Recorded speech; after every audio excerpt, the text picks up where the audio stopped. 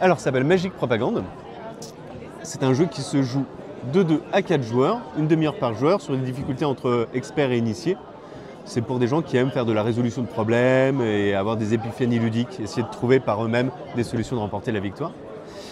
Ça se passe à Magicville, la ville des magiciens, où règne Merlin l'Enfumeur, un terrible dictateur. La ville est divisée en 4 quartiers. Chaque quartier va avoir ses propres propriétés, une pioche avec ses propres mécaniques. Et les joueurs vont se balader dans cette ville et vont essayer de remporter des élections en un nombre de tours limité.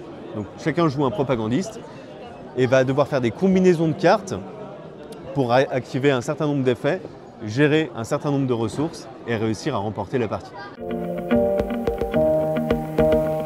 En fait, l'idée, c'était d'avoir une proposition mécanique, donc développer quelque chose d'un peu différent de ce qu'on trouve. Je voulais jouer à un jeu et je ne le trouvais pas sur les étagères. C'est-à-dire que souvent les jeux de société qu'on va trouver en boutique ou qui sont développés, c'est soit un humour absurde et satirique mais dans des petits party games de 30 minutes, soit du gros jeu de calcul mais avec un thème très sérieux. Et moi je voulais un gros jeu de calcul avec un humour absurde et satirique. Donc voilà, en plus ça permet de parler un peu de politique de façon rigolote, parce que c'est que ça, hein, la carte collector que je distribue là pendant le festival, c'est Palpétain, la contraction entre Palpatine et le général Pétain.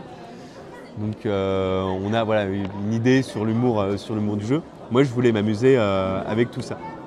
Le tout en ayant des mécaniques de cascade, en fait, d'activer des effets qui permettent d'activer des effets, qui permettent d'activer des effets, où le joueur n'est pas sur des rails, il n'y a pas une stratégie bien définie pour gagner la partie. C'est à toi de choisir ta façon d'agencer tes cartes de ta main pour remporter la partie. On a une chaîne YouTube aussi sur laquelle on fait plutôt des interviews d'auteurs.